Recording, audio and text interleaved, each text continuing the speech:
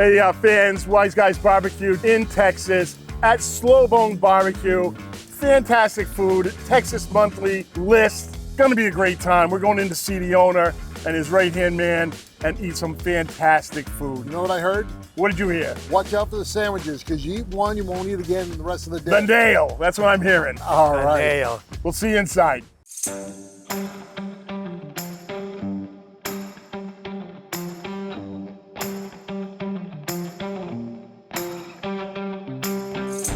Hey, it's Charlie from Wise Guys Barbecue Destination Q. We're here with Jeff.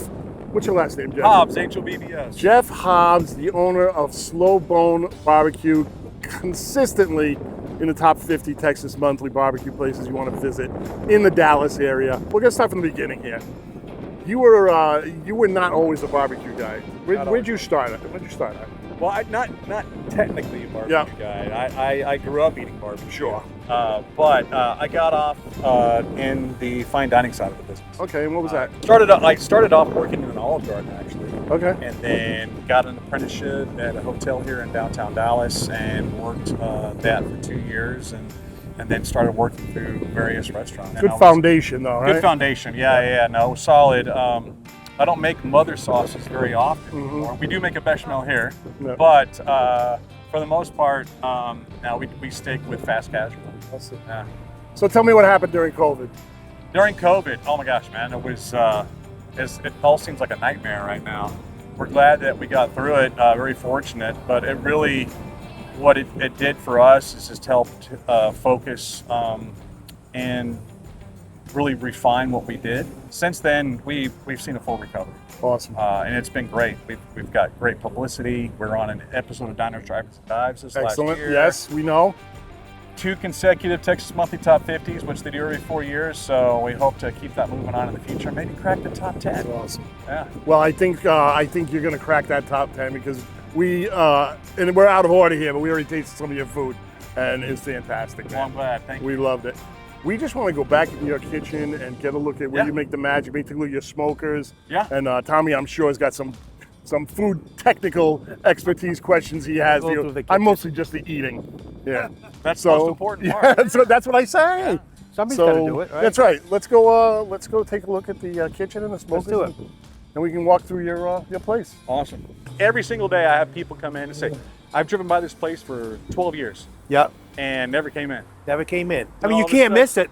I know. With the orange color. It's tough to almost like attract anybody with this This bright this is astronaut orange. Right? astronaut orange. Yes. So it's actually like a magnet here. It should Oh, yeah. just pull everybody in, It whether pulls they your want to eyes come or into not. it. And they should be coming.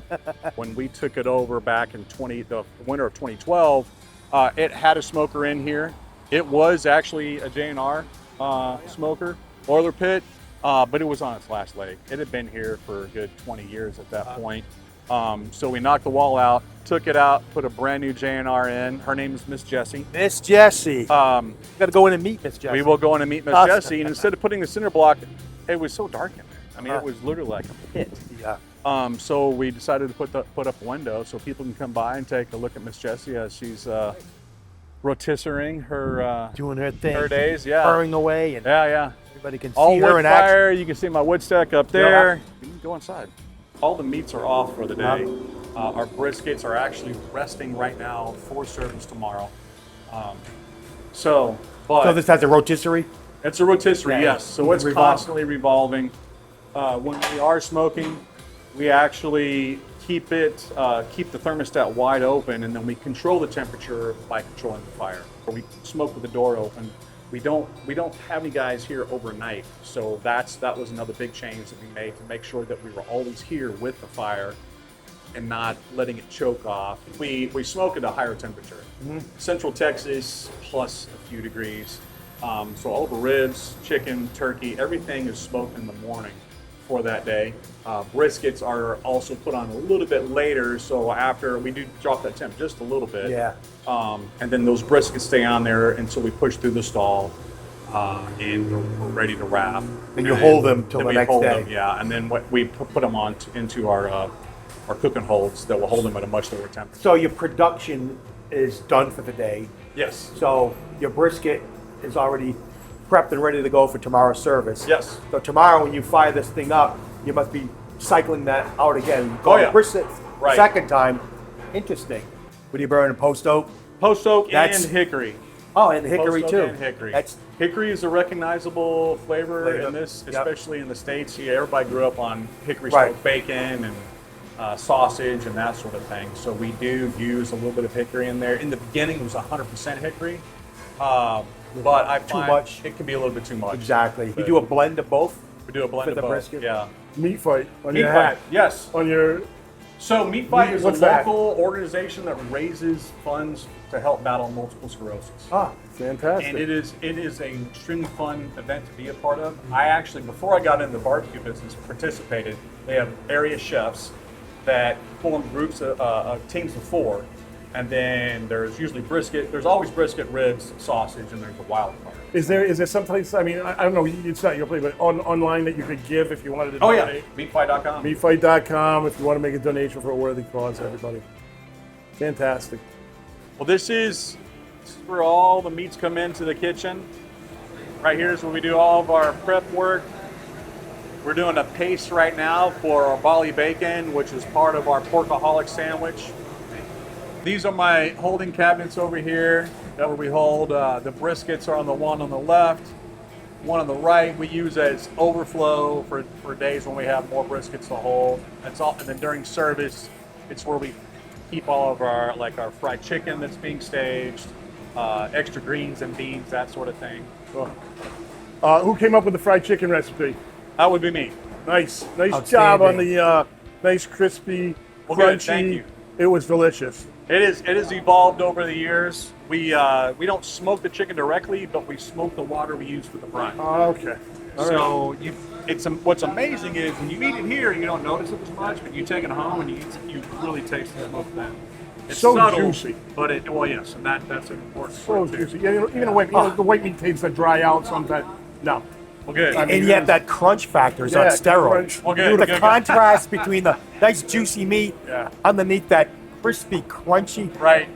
that's like heaven. That was a Dirty little secret heavenly is bite. Tommy and I am fried chicken freaks. Yeah, That's we're the dirty fried- little Oh, right secret on. we got, Yeah. Oh, that cool. was Any place that fried chicken, we're that all was over. about the best I've Well, ever had. if we That was impress y'all, then absolutely that's incredible. great. Well, thank Solid. you. Yeah. Fantastic.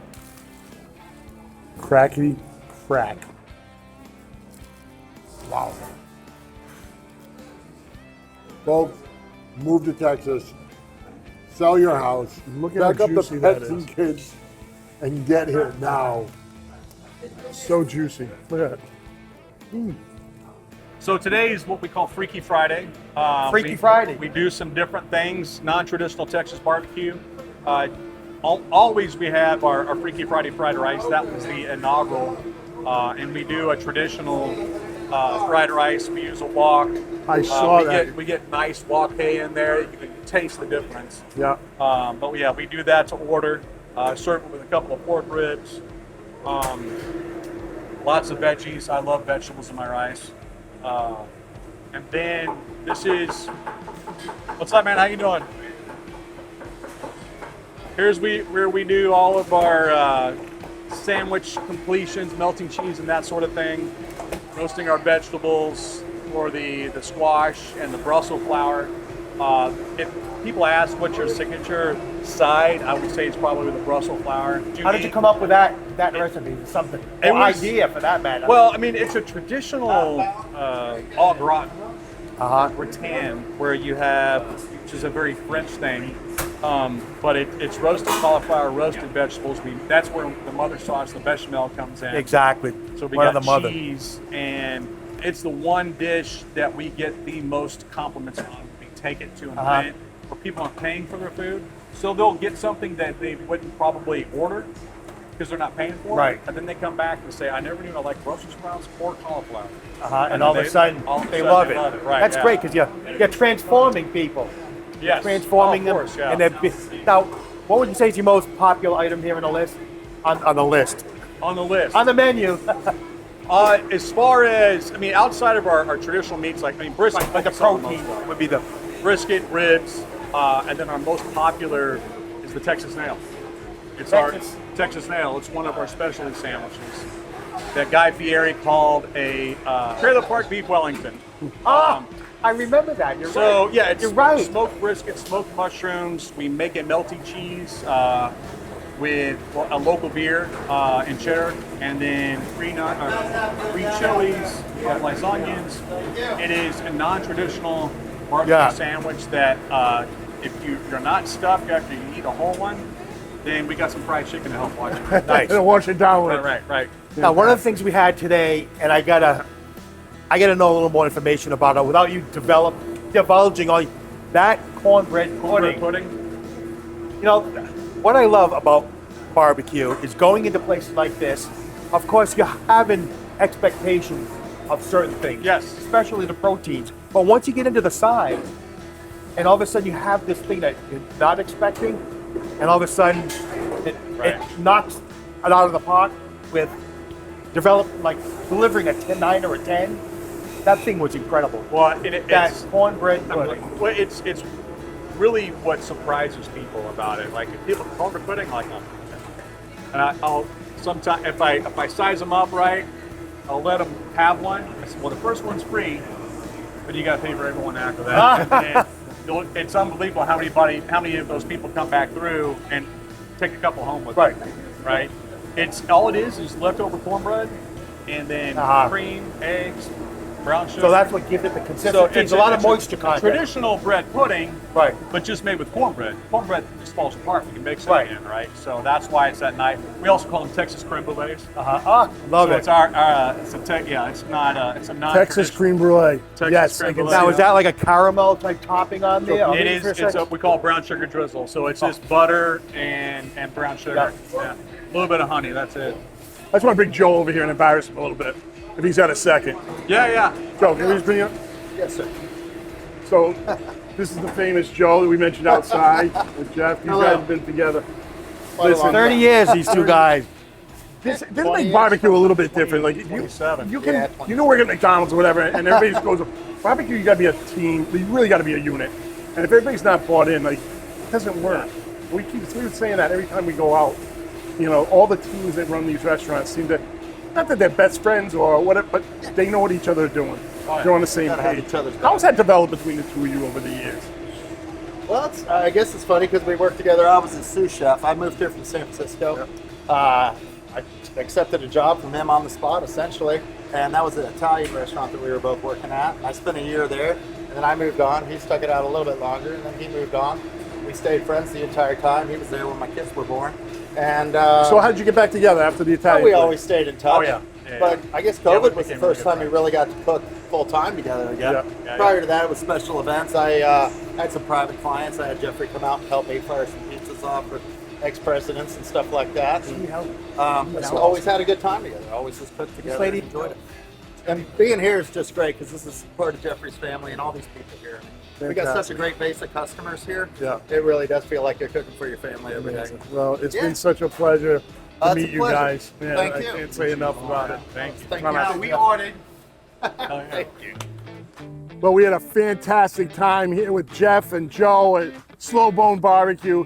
Get down here. Fantastic food. Better crew. Jeff, thanks so much. You were been a pleasure. great for Thank showing you. us around. Yeah. Our man Vin, Tommy the Butcher. I'm Pack Charlie up. the left side. Pack up the family, get them in that car, get them down here to Slow Bone. You will love it.